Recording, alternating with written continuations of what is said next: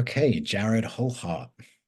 I am really happy to have the opportunity to share a conversation with you and um, just to share with anyone watching this that Jared is someone who I've come into contact with through the wider field of Bruce Lyon's work, who's one of my close brothers and teachers. And I think Jared's also been really inspired by Bruce's work and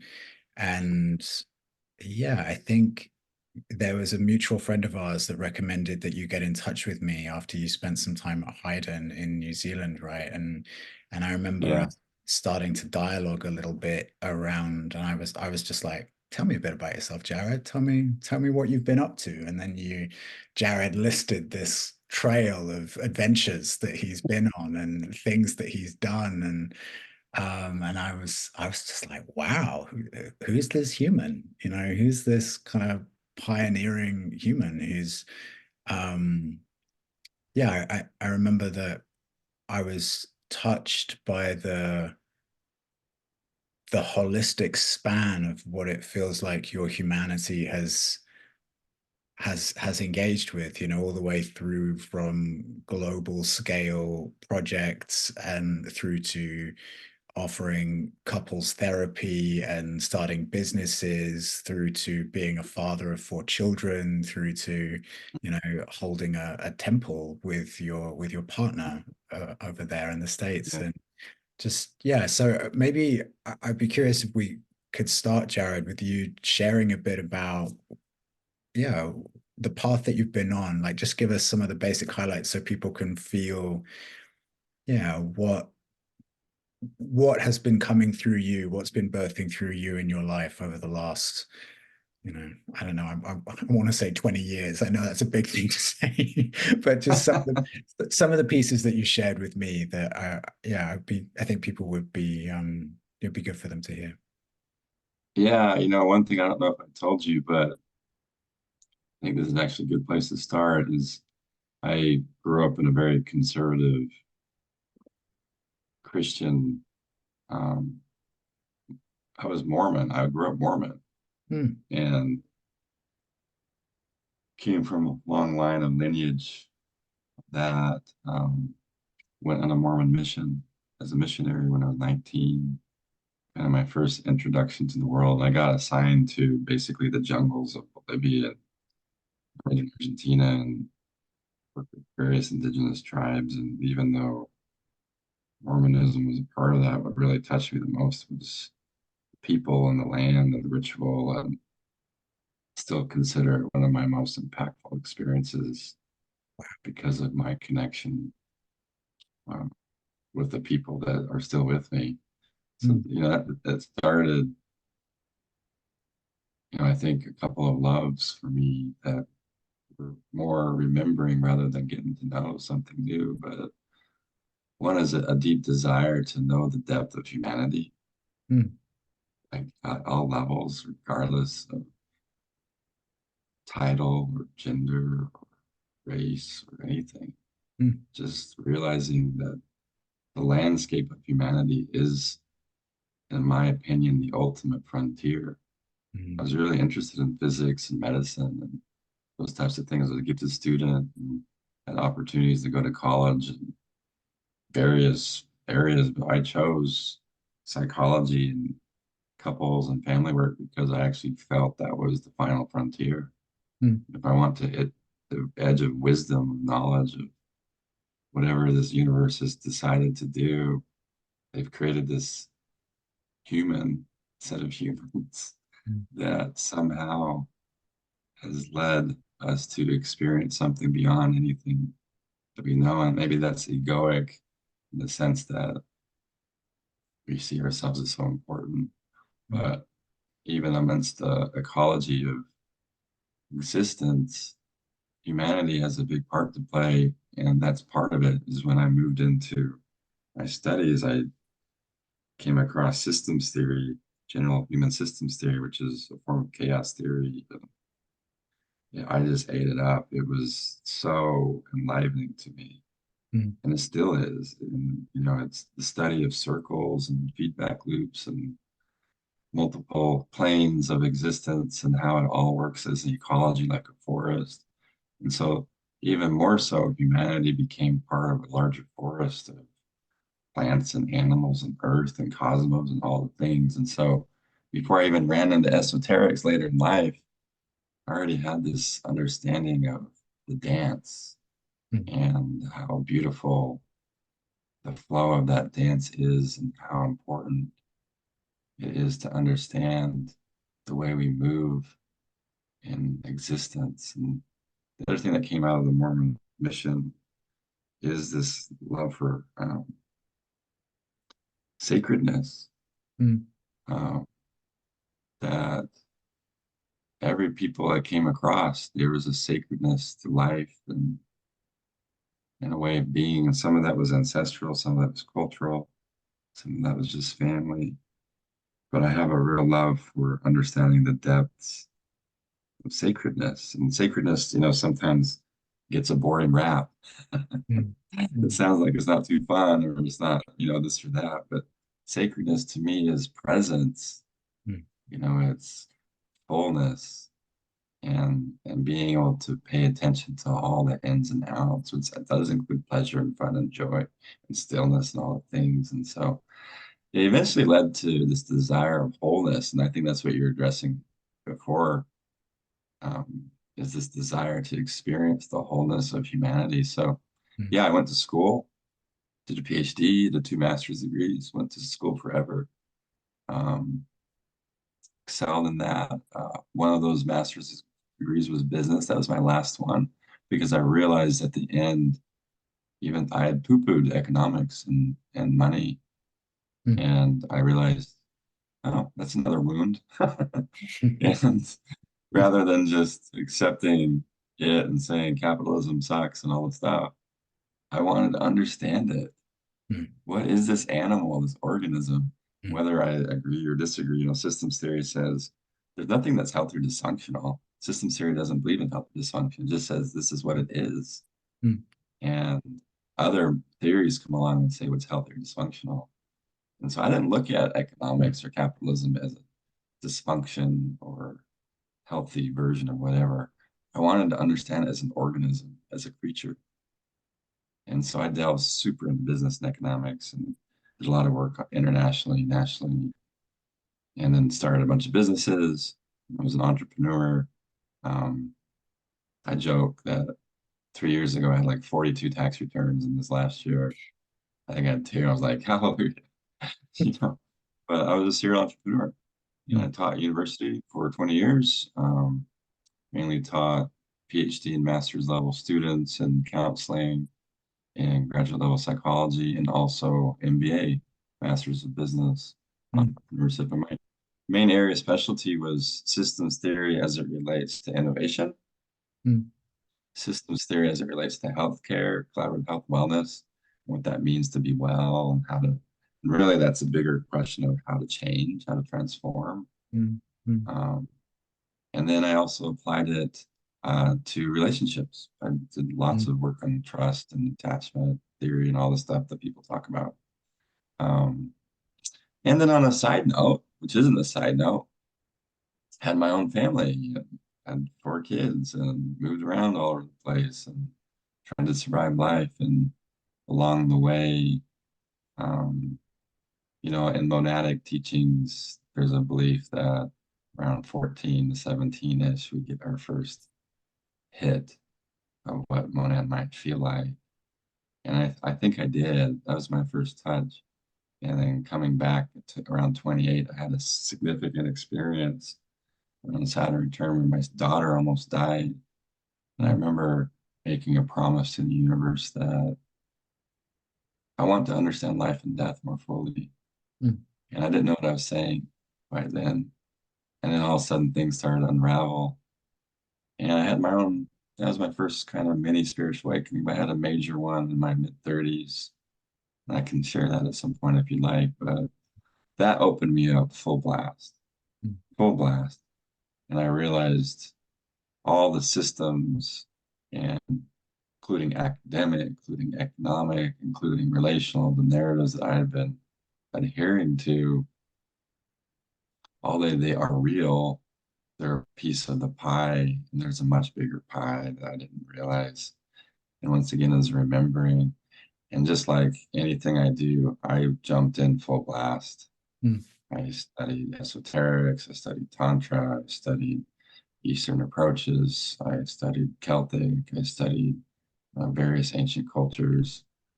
Part of the Mormon way is genealogy, ancestry. mm, And so I had a huge love for that already. And that led into just a whole nother realm of using that to move into old ancestral lineages and those ways of being.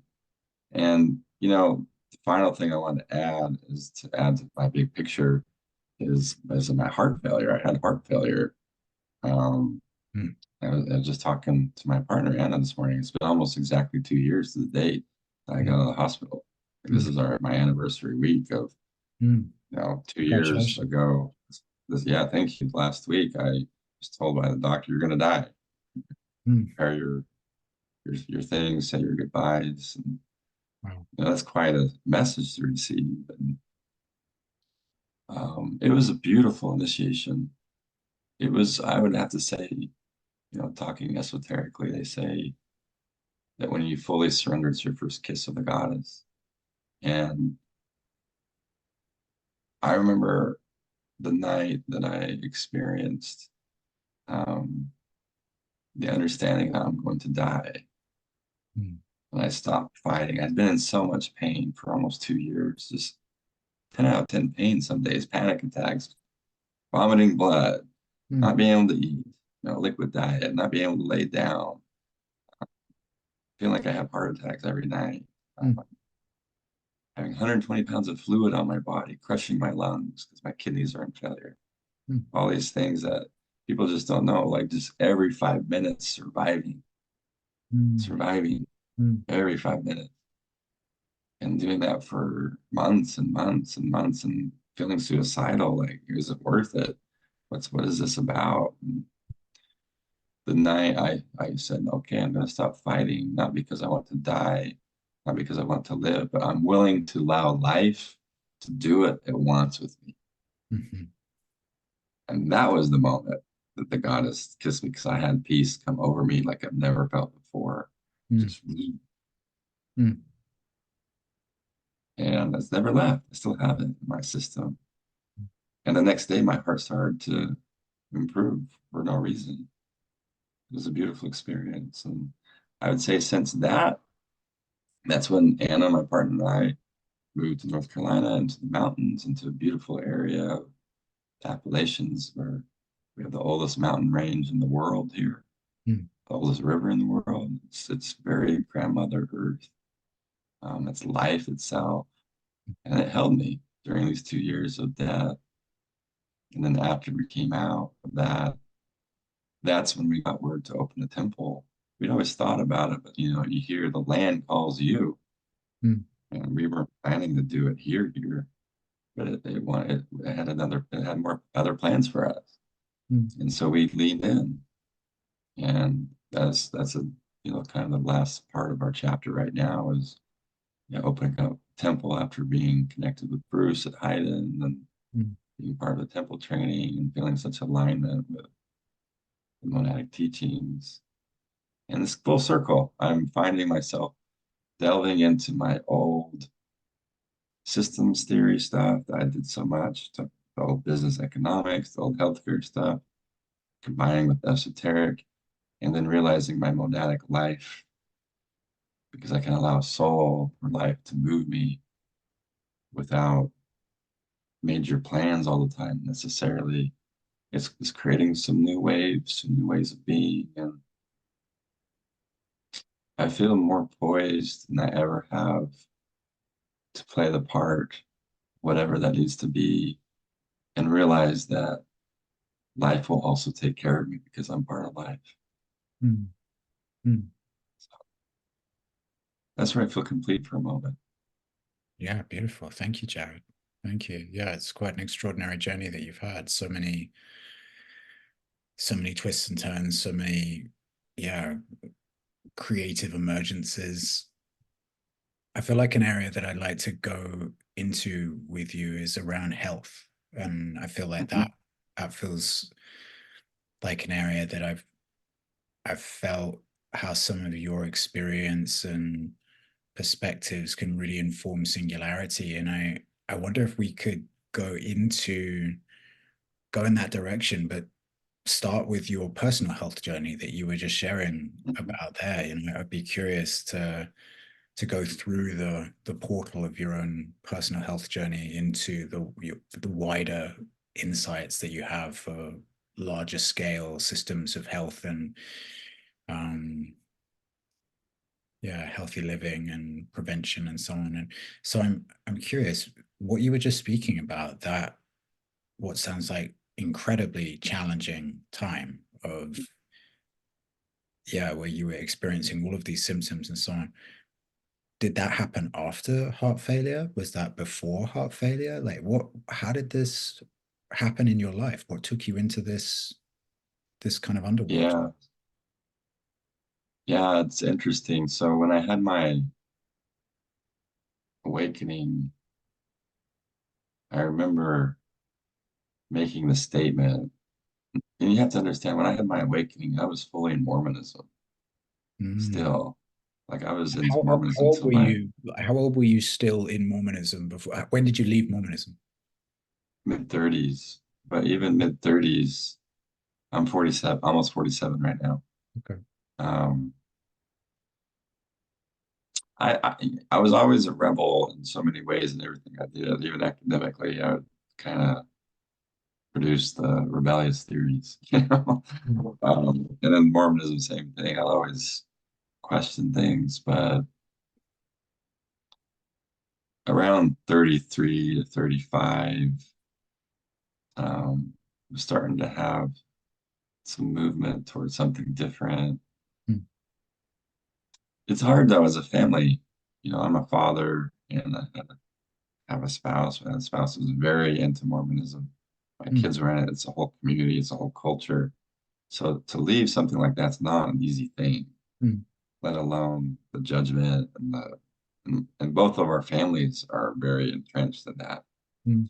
And so it becomes quite a smack in the face to most people if you do that. Mm. Um, so what I did was for probably a good 3 to 4 years, participated as little as possible Mm. to still support and be part. But when I had my awakening, I remember making the statement. My awakening was strong. I had basically full Kundalini, energetic, feeling like I'm on the edge of orgasm 24 hours a day, 7 days a week, feeling like I'm on mushrooms, even though I had mushrooms at that point. Mm. And it lasted for a month, you know. And I remember telling Anna after, like, something's happened. I'm on the train, it's going, and I'm not getting off. If you'd like to join me on the train, I'd love for you to do that, but I know it's your choice. Mm. And I remember that being a big moment, a big statement. And the reason this leads to my health is one of my personal wounds as I've learned to work through life is accommodations to make sure people are okay. I was a Mm. counselor forever. I developed theories to help with infidelity, to help with trust, to Mm. help with how to work through breaking of trust, all these things. And so, there's a natural desire to keep things, keep the peace. Mm. And this was not keeping the peace. Mm. This was a big, really big not keeping the peace. And so I feel in the beginning stages of my awakening, it's almost that second initiation gate where you feel like you want to proselytize to the world your experience. And it's like, I found the light, And I definitely had that moment for a good 2 or 3 years where I think people thought I was semi crazy. And but as I got, I was making millions of dollars at that point Mm. yearly and had 100 plus employees in 16 states and as a professor and doing research and very much in the entrenched world of what this 3D is sometimes. And I was also having this line, this inner knowing that something's going to be different And the straddling is what impacted my health the most. Mm. And I straddled way too long. Mm. It got to a point, this is my perspective on it, because the doctors came to me and said, we don't know why your heart's failing. You don't have blocked arteries. You don't have any conditions that would suggest you have this at all. You And have to understand it was that. something that they were tracking it over a period of time, recognizing, oh, your heart is failing, your heart is failing, your heart is failing. Well, I had high spikes of blood pressure. Okay. And they said, well, maybe it's your adrenals, maybe it's your kidneys. They'd give me, blood pressure medication, and half the time it'd work and half the time it wouldn't. Mm. Sometimes it would control things, sometimes it wouldn't at all. And I can go into like the natal chart and human design and energetic perspective of that, and if you like, but the reality is most of my symptoms were energetic, spiritual. I didn't know what to do with that. Mm. In reality, physically, I had no reason for having heart failure or anything like that, or any blood pressure issues. I had no reason. I was very active, healthy. I did extreme sports. I mountain biked, kayaked. I ran Mm. marathons. I did all this stuff. And the reality is, heart failure, the definition is your heart doesn't want to beat. That's the Mm. definition. Mm. There's reasons why you can have it, but the definition is your heart doesn't want to beat. And so I had to ask the question, why does my heart not want to beat? Mm. And so my personal health journey was really recognizing, am I truly willing to align my soul with my life? Mm. Because my soul's basically saying, if not, we're out of here. We Mm. got things to do. Mm. Mm. And this vessel's been great. But if you're not ready to do this, you know what it is. Mm. You've tasted it. You can't untaste it. Mm. Are you ready to do this? And so my heart failure was a initiation into divine will, honestly. Mm. Are you willing to do it anyways? Mm. You know? And when I decided to do it anyways without repercussions, regardless of repercussions, that's when my heart started getting better. Now, the crazy thing is, right after heart failure, I had a bunch of major legal and emotional things also come up. And they're like saying, yep, physically, we're giving you this, now emotionally and healthily, and all these things. Are you still willing? And that's been the message ever since, and continuing to stay down divine will. The other thing I want to make note of is, from a systemic perspective, personal health is never personal. Mm. You're a product of a system, Mm. and system meaning a family, a community, Mm. an ecology of the world. And so we'll get to this in a bit, but when I look at health from a systemic perspective, yes, there's personal, but it's within the dance of an ecology. And from a true health perspective, no man or woman's an island. Mm. And so part of my personal health was selling my $2 million home Mm. when I built it 9 months prior. You You built know, it. yeah, I built it. I designed it. It was my Wow. baby. Wow. In the fastest growing area of the country and the most expensive area of the city. It's kind of reaching the highlight of egoic world. Quitting an academic job that people would die for to get that position, because it's so Mm. hard to get as uh, the academic world that we live in the United States is difficult. It's not easy to get the type of position I had. To sell all my companies Mhm. at a loss. Mm. There's Mm. no reason to do it. Mm. I could have waited 3 or 4 years and made a lot of money, Mm. but these are the things that came up that were addressing my personal health. Um, I studied nutrition. I developed one of the first coaching models in the country 20 years ago. It's called WholeFit. Mm. It eventually came called Whole Life. It was a systemic, multi-layered approach to mentoring, to transforming someone's health. Worked with CEOs, doctors, surgeons, trained hospital systems. I became extremely aware of the research in health and wellness. I owned a magazine, series of magazines that were some of the top magazines in the country that were all health and wellness oriented. Mm. You know, of anyone that has knowledge and resources and access to healthcare, Mm. me. And guess what? My heart didn't want to beat. Mm. And so it's an interesting, journey because in the end, you can't stake down water. Mm. That's what I learned. Mm. And the type of healthcare and wellness that we're moving to isn't boxed out. Mm. It's not packaged. It's not from a Piscean age of linearity of cause and effect, of A causes B causes C type of thinking. That's going to be blown away. And yet we're in the transition of that. I do believe one of my roles is to help um, create an ecology of ways of being, whether it is in healthcare, innovation, other ways. Mm. That is a form of the new age, whatever you want to call it. Mm. That is more Aquarian, actually. Mm. Um, I know What I'm going is up on some tangents. what what is true health for you, Jared? Wholeness, it's integrity. Integrity meaning being your natural self. And that's the key. Natural self, once again, self is tied to beyond the self. Mm. We have the self, we have the self, we have the self, we have the self. Mm. And there's an awareness around that. Um, if you even want to take the masculine feminine view, the awareness of the masculine of what the container is, there's multiple layered containers. And then the feminine is how to flow within those containers. Once again, not staking down water and recognizing that health is allowing for someone's naturalness to be. Mm. Mm. And there are, statistics work because is uniformity in humanity.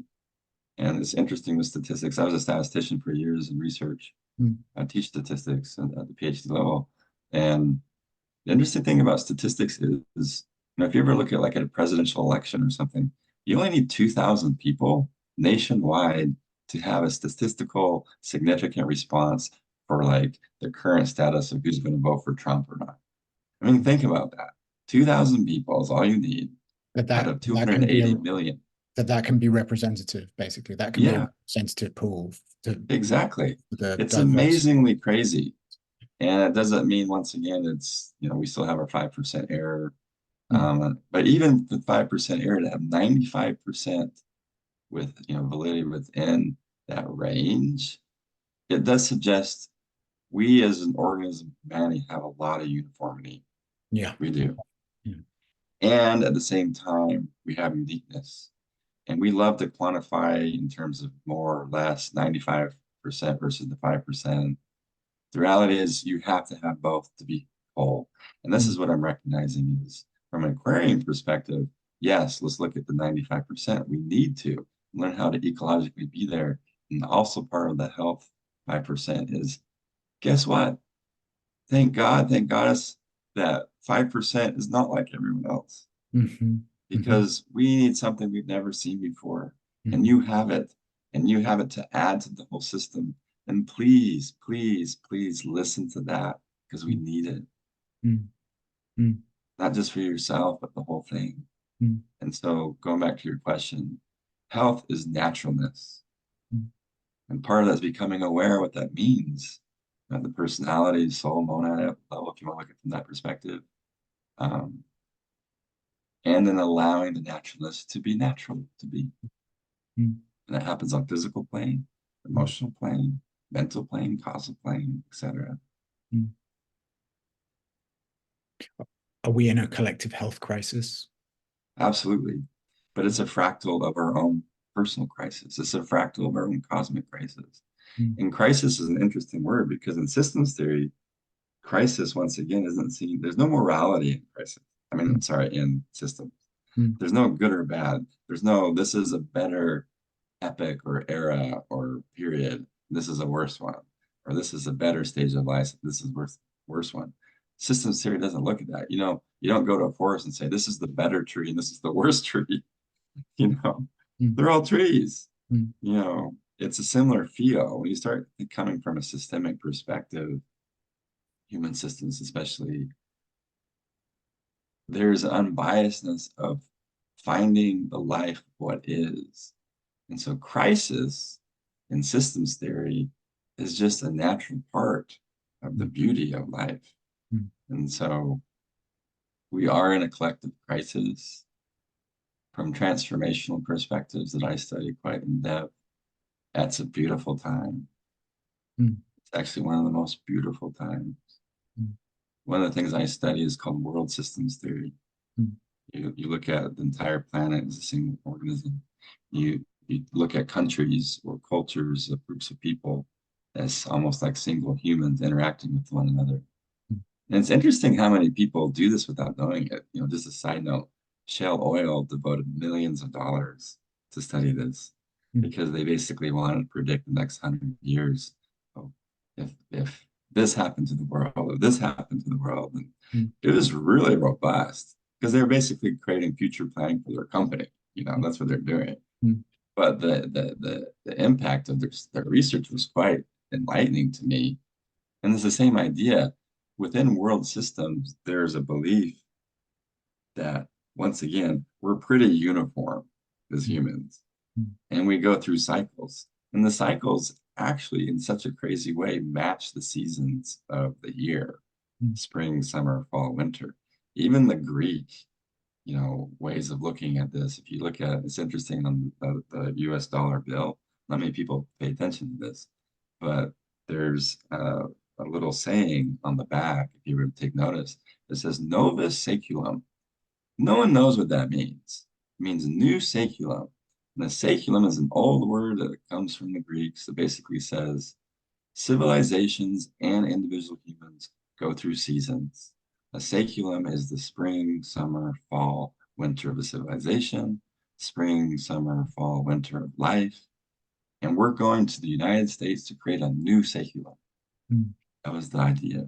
mm, But this idea of saeculum comes from this perspective that on a world level, yeah, guess what? Every 20 to 25 years, our entire civilization shifts dramatically. mm, And we've been mapping it for 500 years. mm, And it's almost to the T. You know, the people that study this, even, there's a good book called American Prophecy. It's the same people that, define Generation X or Generation Y or baby boomers. It comes from the same type of theory that we have mm, these huge collective ways of defining people.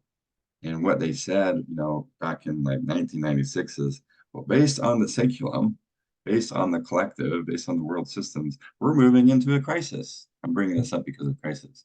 mm, And most likely it's going to happen around 2001, plus or minus a year.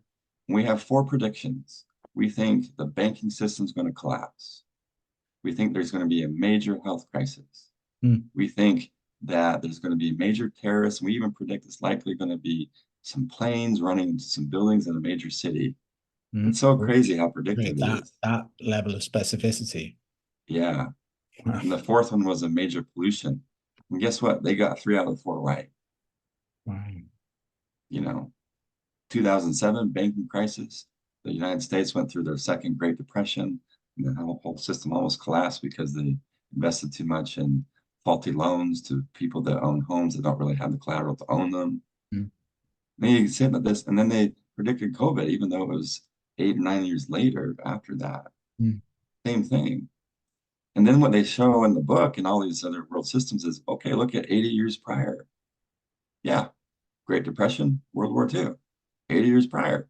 Yeah, Civil War, 80 years prior. Yeah, Revolutionary War. You go 80, that's that's the winter of the crisis cycle. But guess what happens after winter every time? It's the most creative, innovative period within the last 80 years. mm, Right after World War II, Man on the Moon, mm, TV, rock and roll, movies, massive innovations, computers. So guess what? If we are going to follow the crisis collective pattern, I was talking to Bruce actually in the hot tub like a year ago or so. we were talking about this, and I said, yeah, based on my studies and my research of world systems, we will hit the most creative period that we've experienced in the last 100 years around 2024. Mm, That will be the beginning. And it'll mm, be around some type of crisis again. They always have a crisis mm, that moves into this creative period. And they call it the artist generation.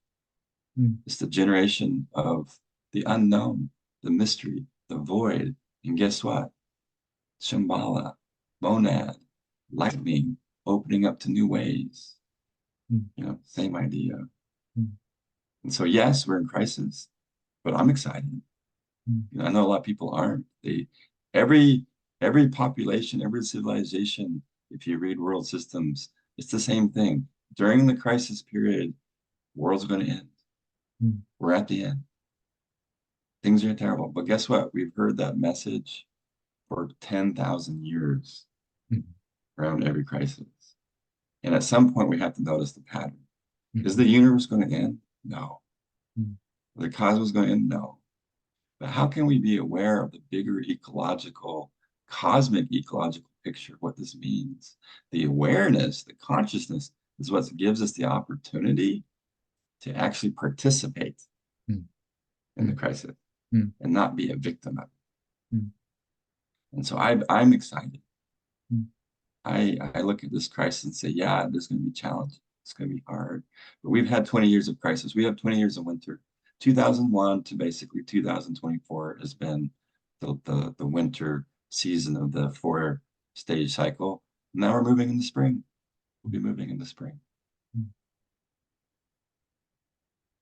What do you feel is necessary in order for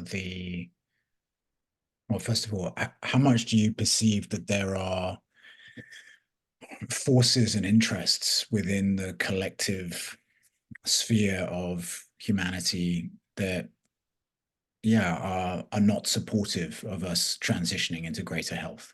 Whether it, Oh, it's definitely there and it's required. hmm, tell me about that. That's part. I'm sorry. Tell me about that. Yeah, and it's once again, systems, there's no definition of who's bad or who's good. There's no victim, villain, hero, drama triangle in systems. Yeah. That's what we put on people. That's Mm, with our judgment of what's right and what's wrong, what's moral, what's not. And, even from a Maslow hierarchy perspective, we obviously want to survive, mm, you know. So just at the core level, we want to survive. But people have different versions of that. That's war. I mm, need to protect my territory. mm, I need to protect my way of being because your way of being, of morality or whatever is going to destroy my way of being. And that means we don't really have God or salvation afterwards. There's so many variations of survival, mm, what it means to be human.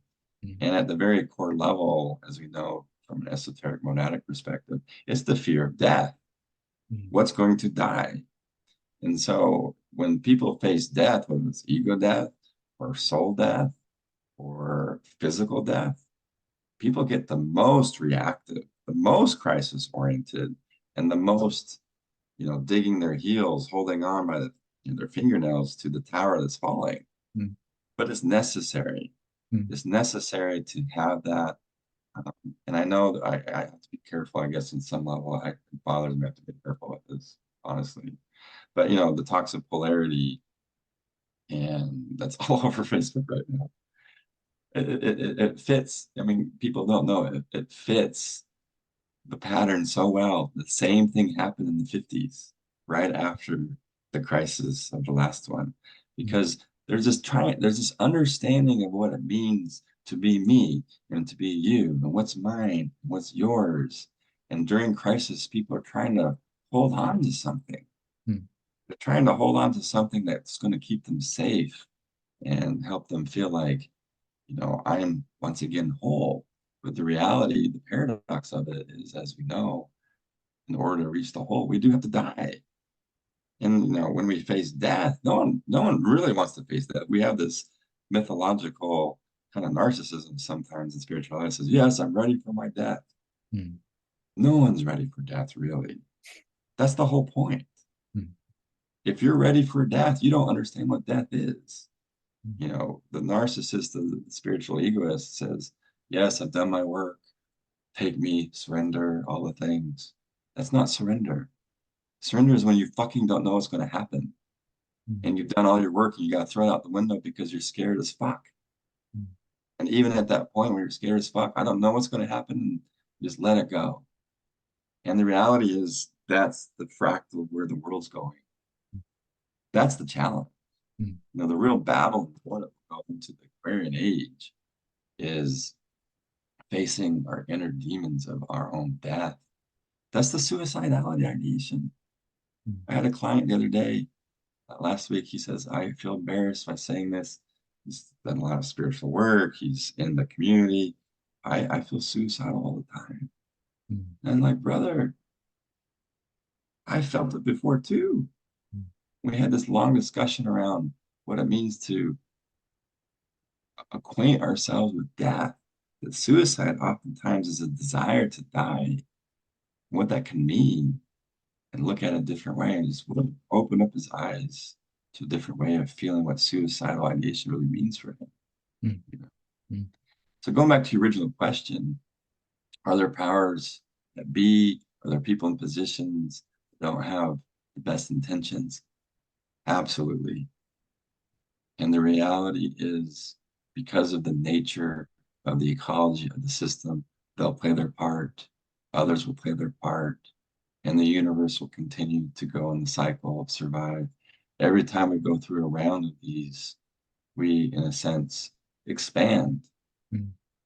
We experience an expansion that provides spaciousness, whether you want to call it to partially have more love, I think that's the soul perspective, or to have more life, the monadic perspective, Mm. you know. What were some of the core insights of your work around global systems of health? Yeah. The main, so in ecological systems theory, I need to explain this real quick. It's like a bullseye. If you've seen a bullseye, you have this inner circle, an outer, outer, outer. Maybe, you know, some people may have seen that before. Yeah. You know, human ecology or ecological systems. You know, it's like when you learn in like elementary school or whatever when you're a kid, the tadpole, you know, the frog in the pond, in the forest, in the, you know, country, you know, it's the different layers. Mm. And when you use ecological systems on anything, there's this term called process versus content. Yeah. Process is the patterns. Content is the area you apply it to. In this case, we're looking at patterns of humanity on multiple levels, from individual to small group, which in this case would be like a family or a set of peers, to organizations like hospitals, legal systems, to communities, to countries, to global, but also includes environmental, and also internally it goes into different systems, mental, emotional, physical, etc. You just have to realize from ecological systems perspective, health has to include all those layers. Mm. Mm. So when you look at, go back to your question, when you look at global healthcare, the way people do healthcare, the problem is most systems only look at one or two. Mm. That's the Mhm. reality. Mhm. The United States is really good at looking at the organizational level and the country level. So, They and actually do. and only two, we're talking about kind of dimensions of healthcare, like, Mhm. yeah, dimensions of healthcare. Yeah. In this case, insurance companies, medical systems, diagnostic systems, who defines health, who doesn't. You know, in the United States, and I know it's this way in a lot of other countries too, but you know, diagnostics follow a certain book. Mm. There's a uniform way, Yeah. and that's a collective way. And the people that decide who that is a small group of people. And then how information gets to the public about healthcare is a certain way. It's filtered. You know, there's a certain way of journal publications and how to decide what's evidence and what's evidence based and not, what's gold standard. And then insurance companies is a whole way of how do we reward doctors for seeing patients that help us be profitable. And that's unfortunate. You know, in our society in the United States, it is a profit-centered medicine. Mm. It's not a social right. And because of that, in the United States especially, doctors are rewarded for how many people you see and how many diagnoses you can give.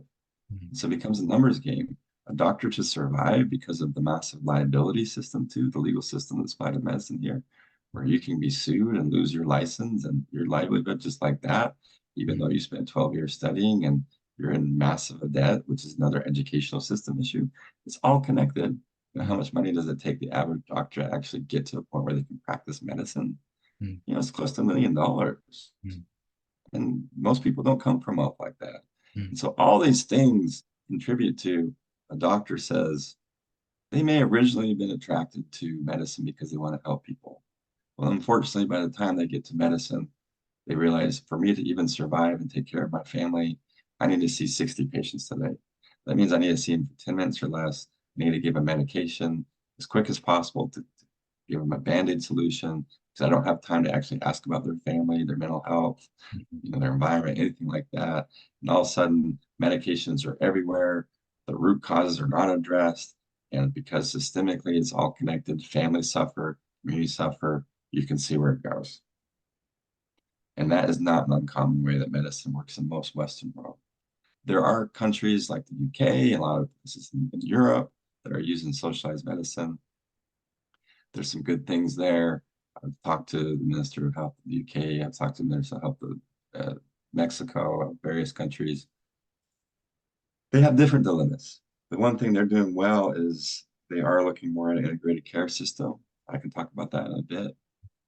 But because socialized medicine also has basically a collective at the country level way of deciding, and there's still a diagnostic system, there's still things that reward certain ways of being uniformly, which makes it more efficient, makes it more organized. But the reality is it makes it difficult for the 5% in all of us. And the other thing with socialized medicine or cloud healthcare and some of these socialized medicine approaches is because it is government funded, um, and because government is also trying to maintain politics, Mm. who's elected, who's not, certain things in healthcare become political agendas, Mm. not because it's for the wellness of the people. Mm. So that also becomes, it's biased. Mm. It's hard in this world to create a system of healthcare and wellness that is actually for healthcare wellness. Mm. Mm. That's the reality. Mm. But most of the Western world or industrialized world will either have a capitalistic system that's insurance based or a socialized medicine system that's government based. They both have their challenges because they're both not actually focused on health and wellness. Yeah, so I think the way I just heard you break down I know from systemic theory, it wouldn't be just seen as a chain of causation because that would be too linear and it's multifaceted and interdependent and so on. But there's a whole rundown that you gave us there of what contributes to the situation that so many of us experience and that feels so unsatisfactory really in health provision and healthcare, which is feeling crammed into a 5 to 10 minute slot. I mean, not even a 10 minute slot, a 5 minute slot, where there's obviously such a drive to just provide quick answers and quick medication, quick treatments that really don't take into consideration the multitude of surrounding factors that would contribute to a more holistic, preventative, sustainable approach. And but it is just what we're locked into and so on. And it sounded like, I mean, I was just really impacted by the way you put it because it felt like you just diagnosed and laid out the whole kind of mess of it in a certain way, even though it's driven by, well, there's you can feel the good intentions of people in various ways and doctors and sincere motivations, and yet as far as the system of it is concerned, or it's I guess what I took from what you were saying is that the underlying incentives of the system, the way that certain behaviors are incentivized, certain protocols are incentivized, would you put that down? Like what are the roots of the issues of the incentivization in our healthcare system? Is it just to do with the capitalistic nature of it? Are there other dimensions? Like what needs to be seen at the root level of our healthcare system and its incentivization process for us to liberate ourselves into a radically different way of doing things? Yeah, it's a great question, and something that a lot of us in the field I've been in the past have reflected a lot on. There's no easy answers. I remember, just a side note, I went to, there's a foundation worldwide that's called the International Foundation of Integrated Care, IFFC. And entire countries go. Like, you'll meet the minister of UK health, you'll meet the Singaporean, and it's not invite only, anyone can go, but typically it's people that are in decision making arenas of their healthcare system. And the first year I went, there's only two people from the United States. There's me and this Mm, lady from Duke University. mm, And they asked, "What are you doing here?" And there are people that are angry.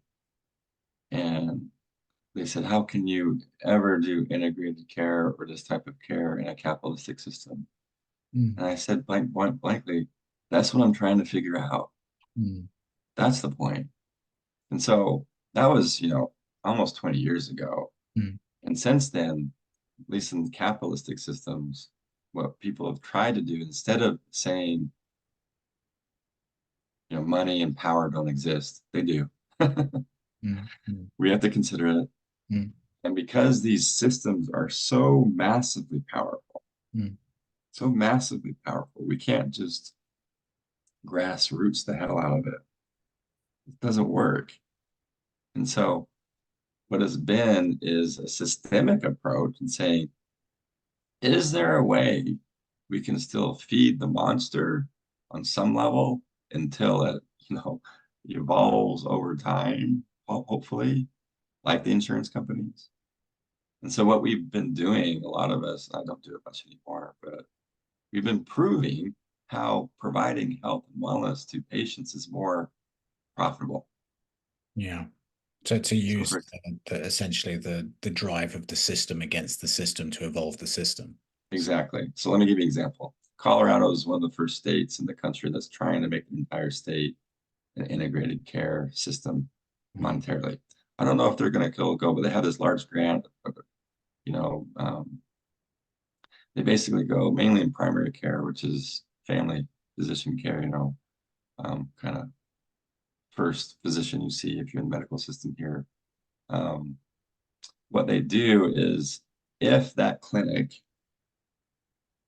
provides data that their patients are getting healthier over the year, the insurance company will give them more money at the end of the year mm, mm, because it saves them more money on significant surgeries, mm, on large scale procedures that cost insurance companies lots of money.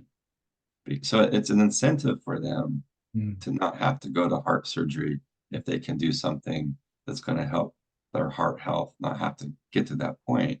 So a good friend of mine, he has a clinic. He's part of this grant. He's actually one of the researchers, and they have a healthcare clinic. And a couple other things I want to add. So in these systems that are shifting, this happens a lot in socialized medicine, especially the places that are kind of on the up and coming of figuring this out. But another problem is communication. The systems theory is all about communication, what information is going where and how. So instead of the physician only talking to the patient, the physician can always also talk to their mental health therapist, can mm, also talk to their nutritionist, can also talk to their clergyman. mm, Whatever it is there's a team of people mm, that are part of this person's community that they all talk to. Right now, traditional healthcare is the cardiologist has no idea what the physical therapist is doing, has no idea what the family physician is doing. and Oftentimes they nutrition isn't even part of the conversation. exactly. Yeah. And so these clinics, like the one in Colorado, have all of that. Nutritionists, they have a health therapist, they have a social worker, they have a physician, and they work as a team. The Yeah. patient is seen as a team. And at the end of the year, this was a couple of years ago, but he said, "Yeah, we got a $2 million check from the insurance company." because this is the amount we show that we save them plus more. Yeah. And so guess what? Incentivize their doctors to spend on average 60 to 90 minutes per person. That's it. That's a in radically different reality to And they don't talk about how they're doing with their meds. yeah, It's right. not a med follow-up. It's how's your family doing? How's your stress? Mm, Oh, there's domestic violence in the home. We have a person here that can help you with that. Are you willing to receive that support? mm, mm, You know, does blood pressure happen when there's domestic violence in the home? Yes. Does mm, obesity happen when there's severe depression because the marriage isn't going well, because the mom is, dealing with diabetes and has a hard time finding a job? It's just all very systemic. mm, mm, And that's what my coaching model was when I created it, 20 years ago, is why are we piecemealing this? Why don't we look at a person as a whole person? And so when I do an assessment evaluation, I used to do this, I look at everything. And even mental health therapists do this on some level, but mm, because they're also biased, they focus mainly on emotions and relationships and mm, mental health. That maybe they ask about job a little bit just to look at the economic impact, but not very much. What if we looked at all of it equally? mm, You mm, know, and that's what we did from with the whole fit, whole life perspective is we treat the whole person and we figure out who needs to be on the team, how to communicate one another. And the other thing that's really important from an integrated care or systemic approach to collaborative healthcare is that it's patient led. That's what there's a term called patient centered medicine. Patient centered says, "Hey John, how would you like your life to be? nice. Yeah. How can we help you obtain that? Yeah. I know we want you to quit smoking, but you say you just want to reduce smoking. How can we help you with that?" Yeah. You know, there's an approach called motivational interviewing. It's a technique that oftentimes is used in healthcare, that uses integrated care. I used to train in this a lot. And motivational interviewing is me tapping into your intrinsic desires of life. Yeah. Yeah. And that becomes the incentive to Yeah. guide how I help you. Because yeah, we may want you to lose 60 or 70 pounds, but you're not ready for that. Yeah. And so this becomes a larger question of change, Yeah. of transformation.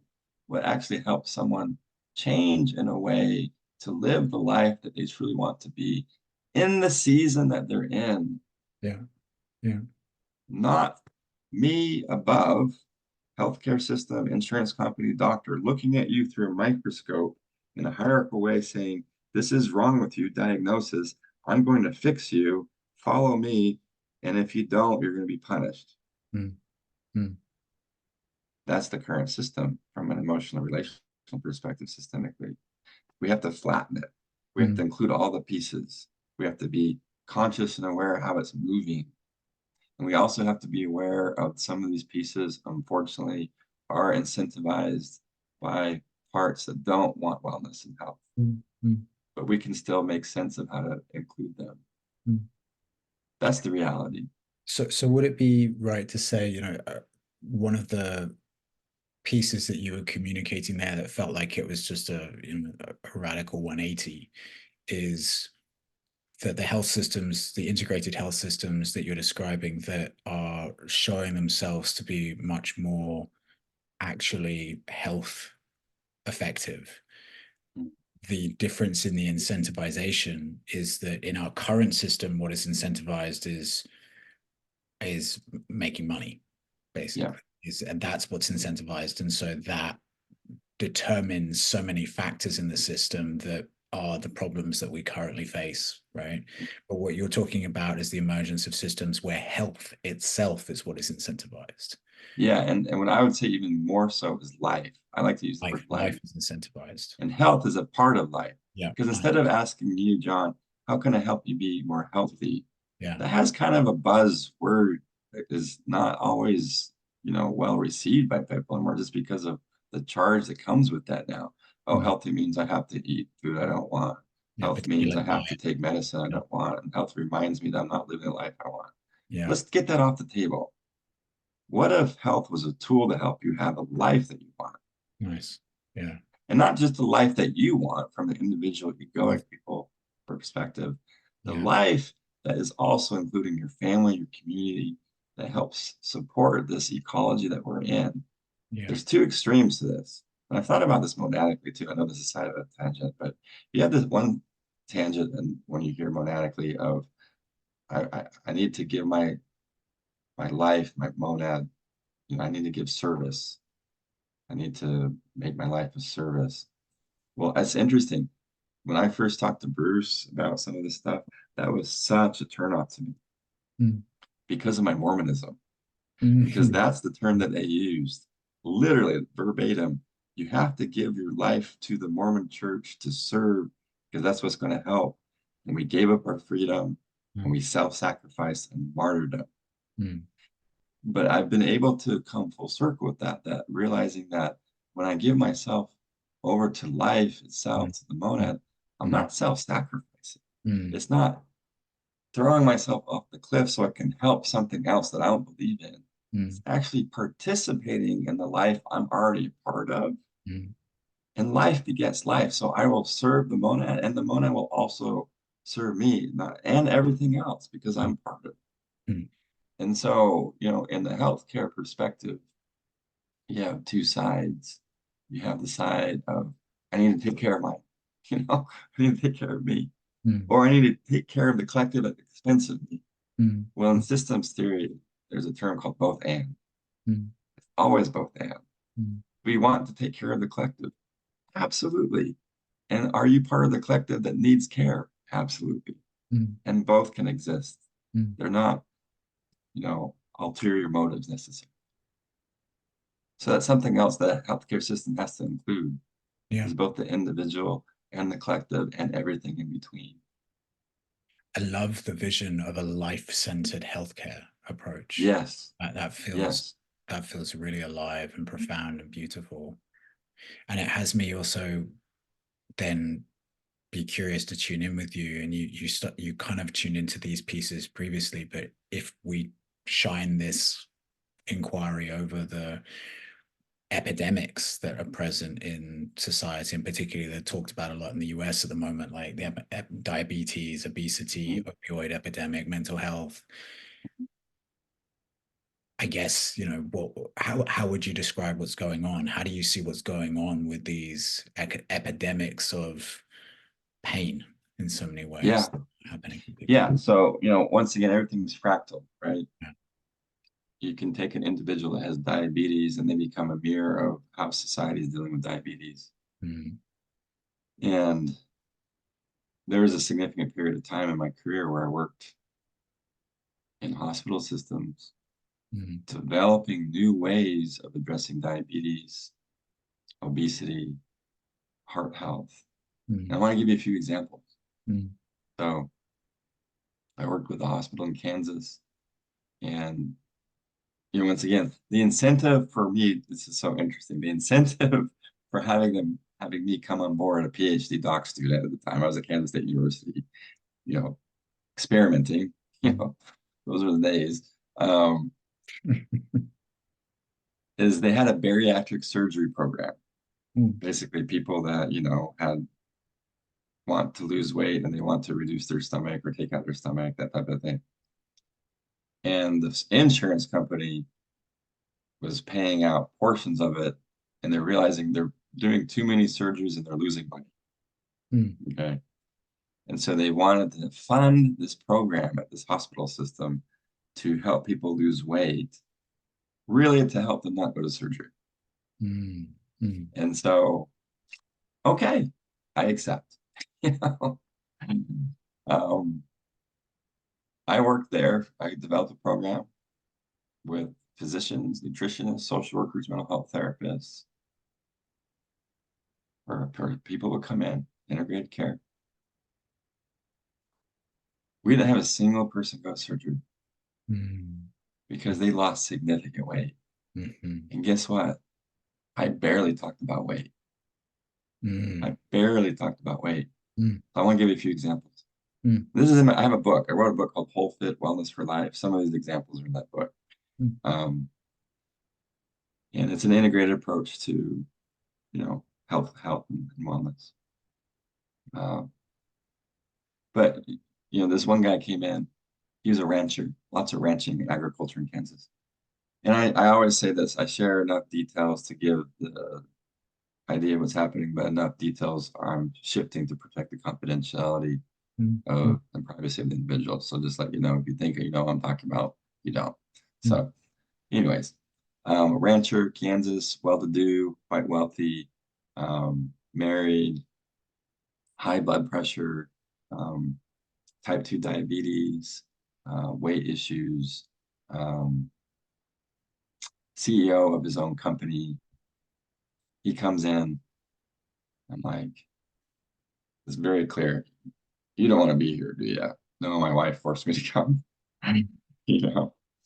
And I said, well, let's not talk about anything health related. I'm sure you're sick of that. You've talked to the physicians and nutritionists, everyone already today. Just tell me what you're into. What do you like doing? What excites you in life? He says, well, I love my horses. I love horses.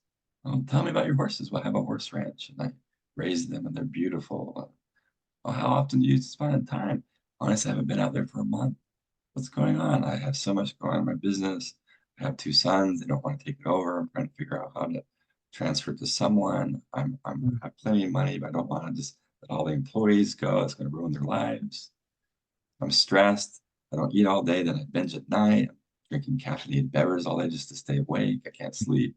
My wife is pissed at me because we never go see the horses, et cetera, et cetera, et cetera. And I said, well, what I'd like you to do, if you're willing to give me 3 weeks, and then we can reevaluate. Just give me 3 weeks. And over these 3 weeks, we're going to only have one goal, if you're open, is to enjoy time with your horses. That's it. Because what I discovered is he gets lit up by spending time with his horses, which reflect everything in his life. Comes back next week.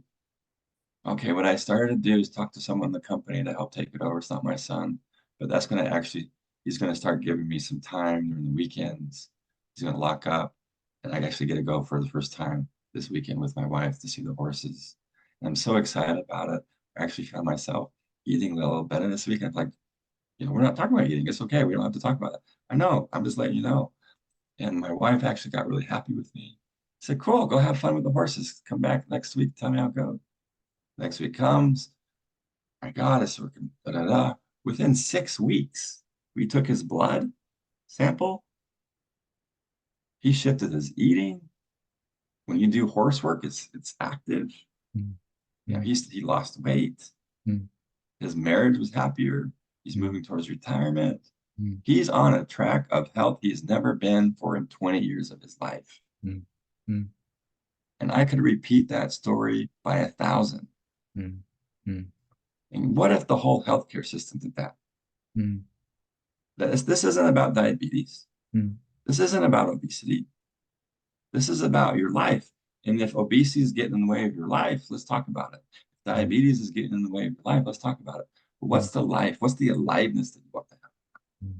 And when that starts to happen, this is the reality. Most people know how to eat well. Most people know they need exercise. Most people know they need better relationships. Most people know they need to do better at their depression and anxiety. It's not a knowledge thing. It's not, oh, we need to educate more. Oh, we need to give better reward punishment systems to help incentivize them to make sure they eat their certain thing every day. That's fucked. We've been doing that for 30 years. The research is clear. It doesn't work. The National Institute of Health did a research study on what actually works for weight management is one, and diabetes for another. And they gave grades like A, B, C. Well, guess what? Exercise alone was a grade C. Nutrition alone was a grade C. Nutrition and exercise together was a grade B. But it wasn't even a grade A. What was the only thing that was a grade A? There's only one. It was the approaches that addressed their life first, and exercise and nutrition supported it. So you can tell I'm passionate about this.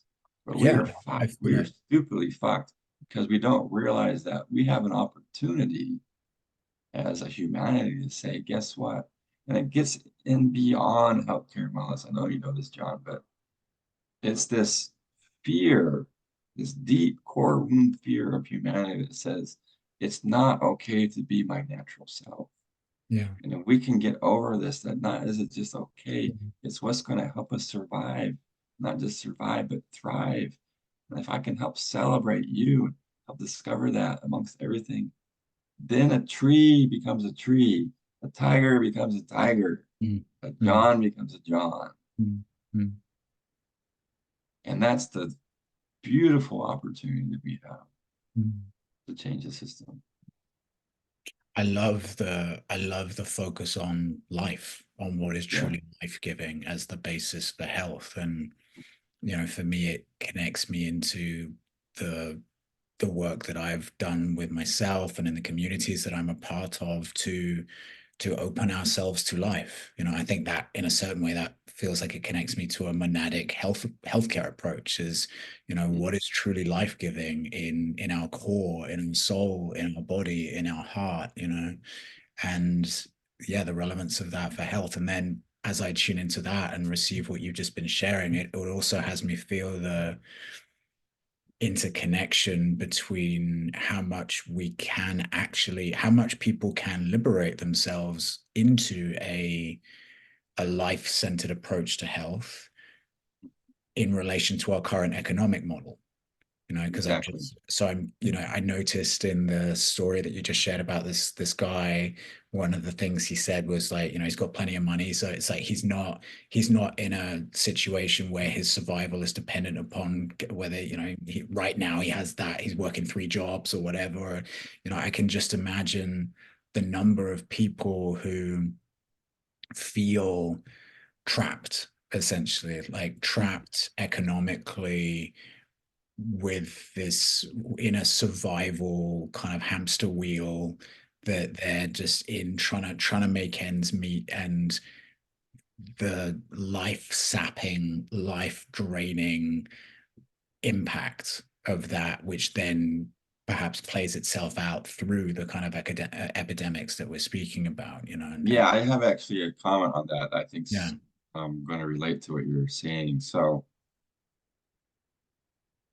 when we look at healthcare on a global level, Mm, it's interesting. The two areas that actually do the best at health are those that have plenty of money and somehow find the resources for this life-oriented health approach. The other group that does really well is the poorest of the poor, but not ones in like downtown New York or mm, London or these industrialized areas that don't support poverty. mm, Some of the healthiest places were Mayan villages in Mexico I visited. mm, mm, And they were dirt poor. I mean, you go to Mayan village in Mexico, I visited dozens of times at this time. I did work in Mexico in healthcare for a while. mm, And they make $40 a month. mm, You know, mm, it's one of the poorest of the poor, and yet their quality of life and happiness scale, when you test it, is mm, off the charts. mm, mm, You know, and you look at it, what helps them? Well, what we did, I didn't do this, but I went down and toured this. The Minister of Health in Mexico did a beta test. I actually don't know how it went. I haven't looked at it since, but they created what they called Casas de Salud, houses of health mm, in Mayan villages in Yucatan. Because the whole point, this is another incentive, was because Mexico's socialized medicine, mm, everyone has access to healthcare. mm, But if you're wealthy, you can join private healthcare companies that give you better service. Those that have the socialized government healthcare, you could wait in line for 8 hours before you see someone. mm, One of the things that because of the socialized, they were required to give these Mayan village people a bus ticket. mm, They'd have to take the bus to the city, visit the doctor, da da da. So the whole point was the way Mexico convinced the government to do this is we're going to save money on bus tickets. Mm. So we're gonna create these casas de salud, houses of health, in these Mayan villages, but we're also going to try an integrated care approach that also looks at the culture of the people and all these things.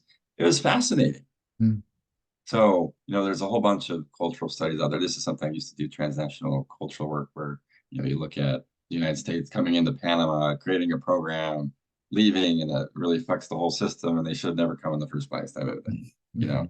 Mm-hmm. Whereas when you have what's called standpoint theory or cultural theory, there's different ways to create a systemic model of culture where the people on the ground are actually the creators of the program, and they're the leadership, and they create the community around it. Well, that's what they did.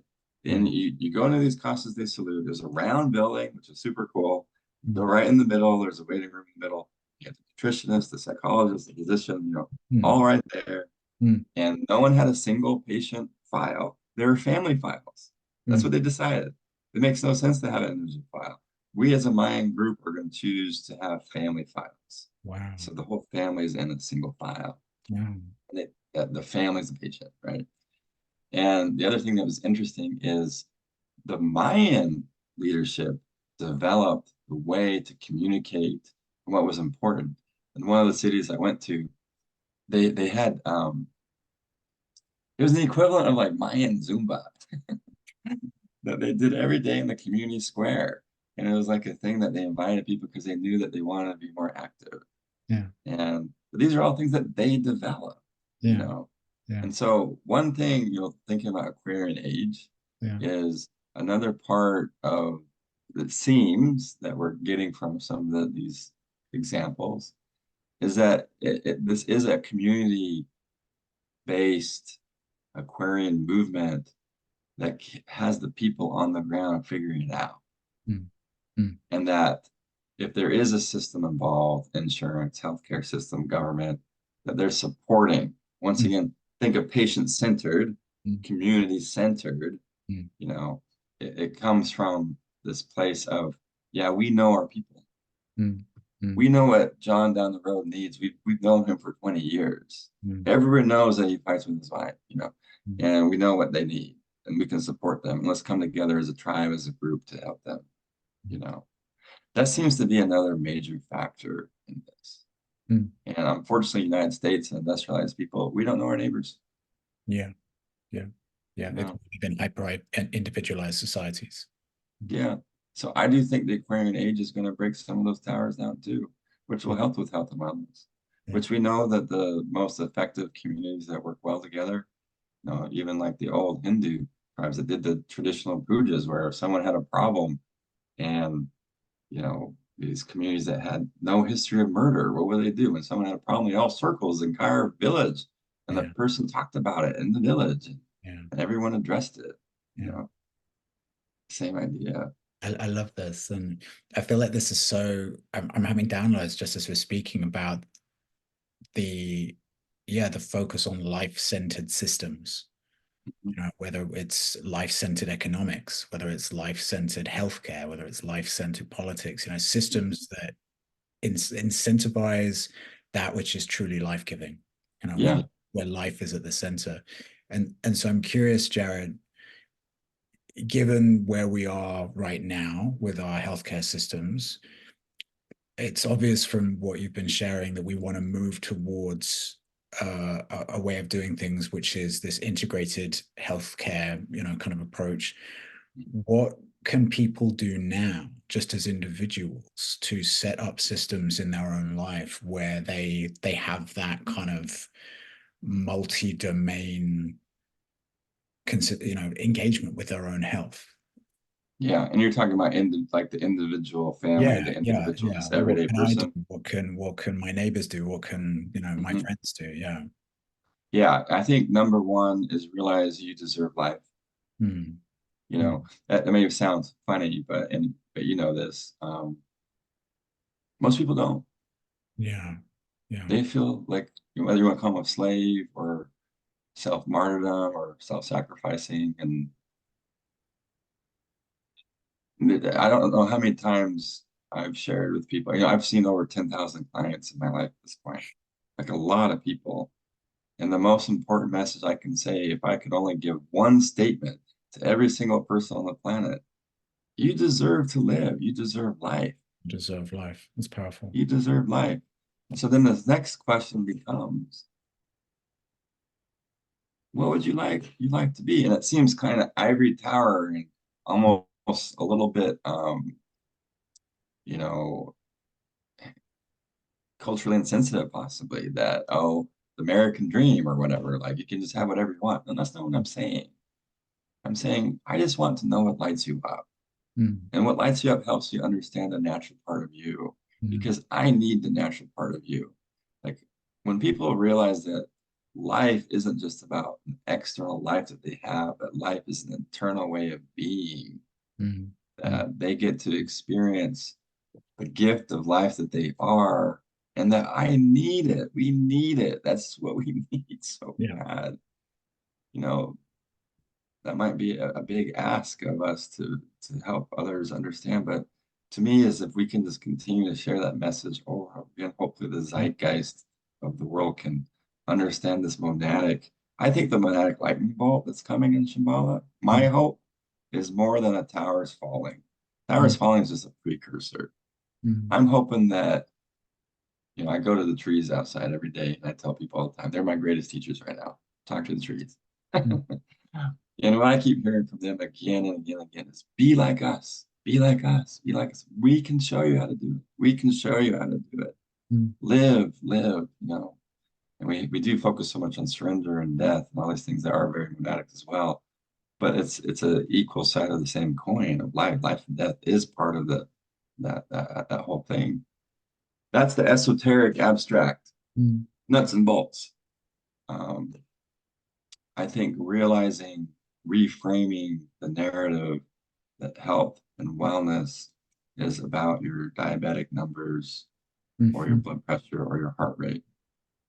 Reframing that, hey, life is actually creating the way I want to live. Mm. And that includes how my body feels, Mhm. how my body heals, Mhm. how my body relates to others, how it engages with others, how my body experiences the world and life. There's an old shamanic tradition that says there's three things you have to do always: know yourself, share thyself, know thy part. Mm. Mm. And to me, that gives insight into know your body. Mm. I don't need to tell you, John, to eat this certain diet. Mm. I need to help you access your own wisdom of when do you feel best of when you eat certain things. Mm. Mm. I don't need to tell you to go running. How do you like to move? I Mm. love swimming. Mm. Beautiful. I don't need to tell you how to have a relationship. You're supposed to be monogamous with kids. Well, if that's what you want, do that. Mm. If Mm. it's not, do you. Mm. That's what we need. Mm. How do I play my part in this season? Well, I need to get a job. Okay. What actually lights you up in the type of work you do want to do? Once again, this could be all ivory tower, but just that mindset of Mm. understanding that there is some level of sovereignty and a desire for the Mm. world to have you live your natural self is not a part.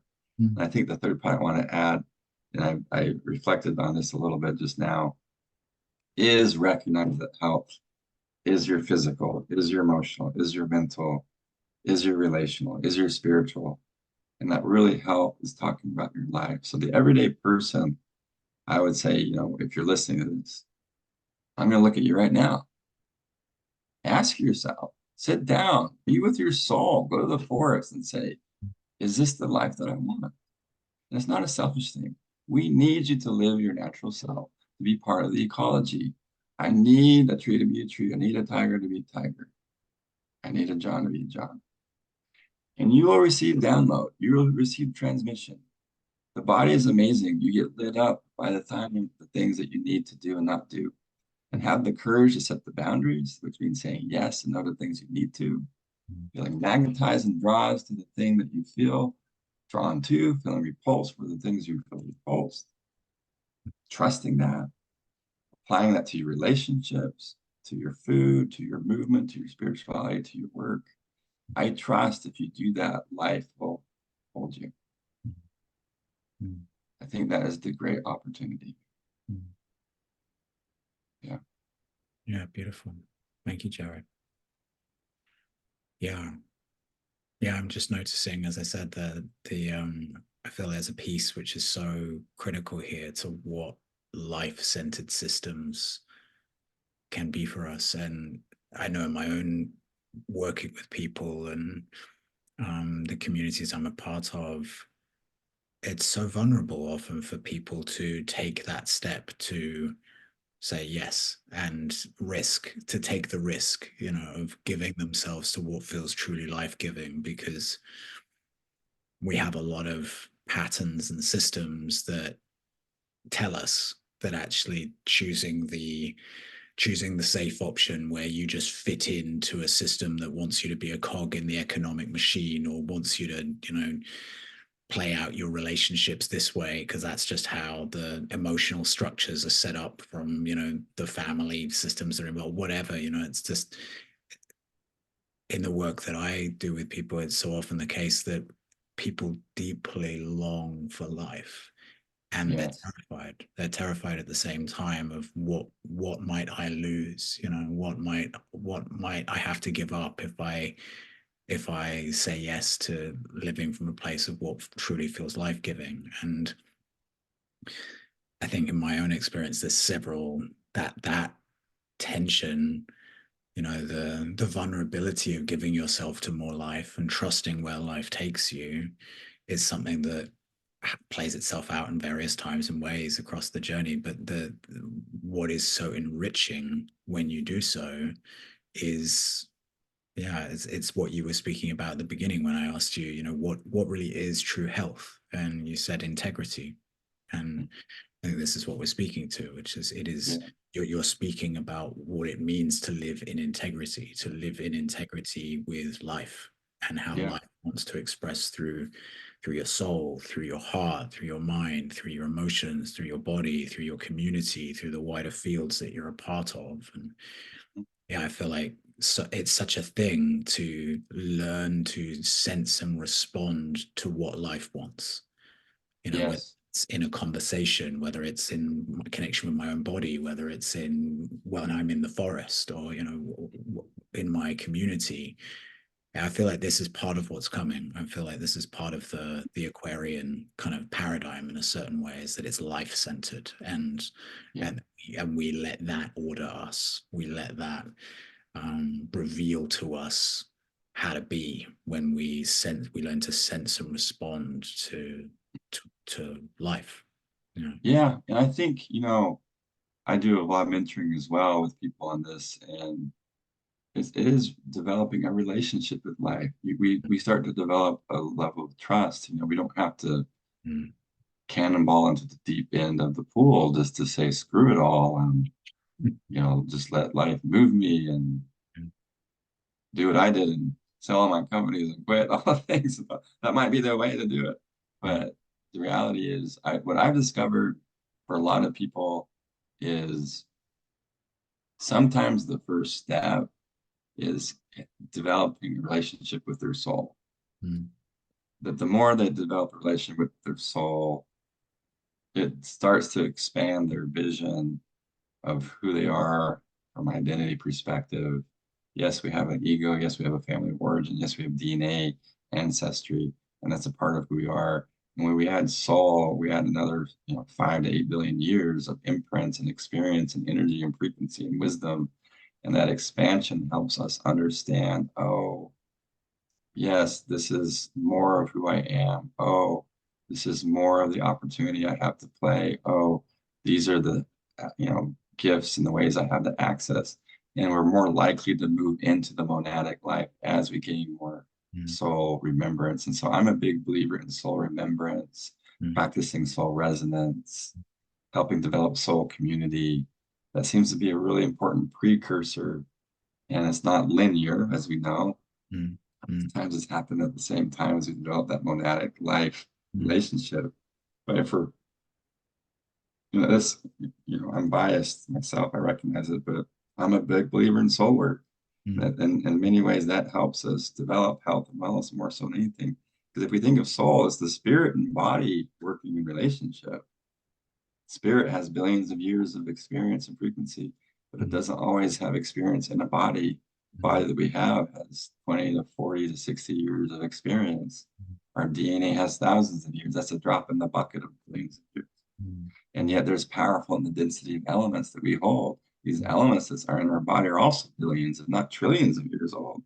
And so there's this level of, the divinity of matter that was there that I think we're just barely scratching the surface and understanding, whether it's through somatic embodiment work, sexuality work, all the stuff that is becoming more out in the open rather than the old mystical ways. There's reason for that. And so I see the universe kind of laying out the red carpet for a lot of things that are going to happen. But if we want to take, proactive approaches, I also believe in that soul remembering, practicing the soul resonance, like you said, every day, how I speak to someone, what I say, what I don't say, what I say yes to, what I don't say. If we can start to develop that soul compass, trust in that soul compass, that also leads to that monadic life trust. In many ways, the soul does become a bridge between that personality egoic way and the monadic way. And yet we know the monadic can go straight to the ego, the personality mind. Sometimes it does about a slap in the face with a big crisis. In some way, this was going to happen 2024, 25 for the world, But at the same time, we're learning that the personality ego can also approach the monad. I asked Bruce that once, I see that there's an arrow going from soul to monad to soul. There's personality, ego to soul, and soul to personality. And there's only one arrow going from monad to personal ego. And, what do you believe will happen and will need to happen for this arrow from personality, ego to monad? And he had his response, and I reflected a lot on it. And I do believe it's this divinity of matter that is going to be actually a piece of that as well.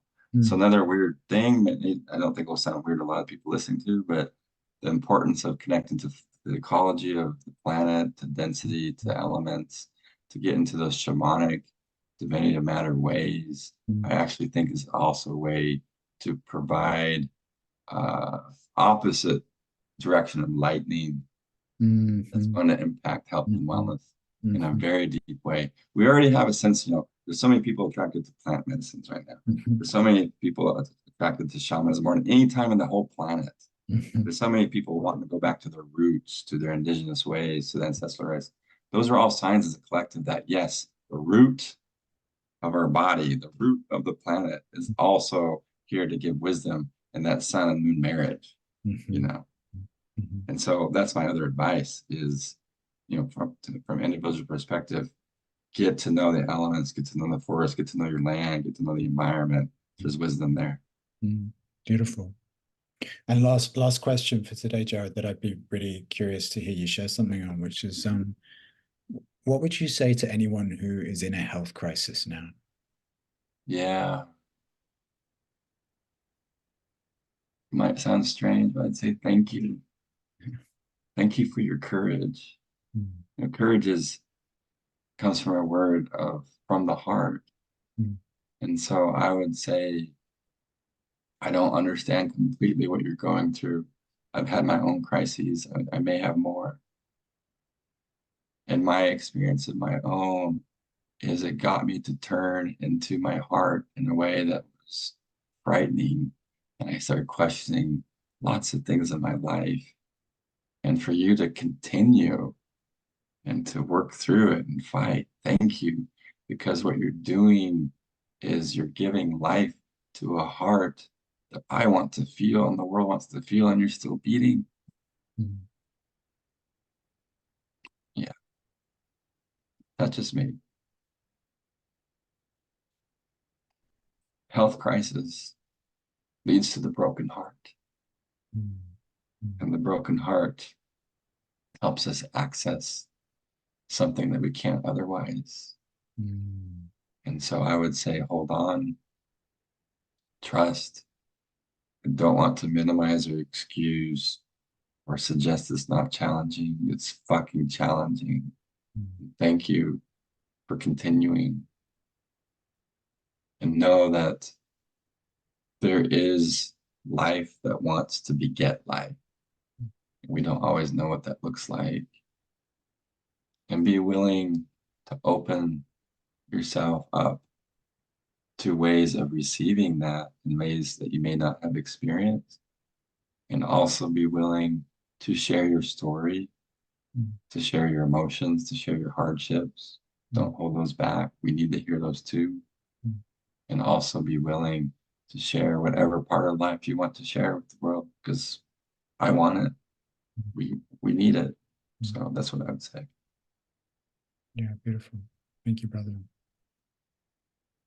Well, I have loved this, Jared. I feel like I've had revelations and downloads in this conversation that inform. I really feel like I've received more of what singularity wants to be in this conversation, in terms Mm, of the seeds of life-centered systems. So, and the expression of that in terms of, yeah, a life-centered health system, a life-centered health approach. I feel like I've received a really powerful transmission from you in this conversation. yeah. So yeah, I'm really grateful for the, I know in my own journey, the ways that we are initiated into what is ours to share through the trials and tribulations of our own path. And I can feel, yeah, something of the trials and tribulations of your path. And thank you, thank you Mm, your for your warriorship and your willingness to keep going and be with and turn toward what feels like these vulnerable and deeper levels of what life wanted to do with you and still wants to do with you. So yeah, I'm grateful for the stand that you are, and yeah, I'm curious to continue to explore these seeds in relation to singularity and just our brotherhood generally. So I really appreciate this time that you've shared. Thank you. yeah. It's been a pleasure. And, you know, the gift of this is I don't get space to share these things very often. Mm. So it's actually healing for me to just share what's alive and real for me, which is also communication, representation of my own health. Mm. So, Mm. and I look forward to getting to know you more. Yeah, man. Yeah, me too.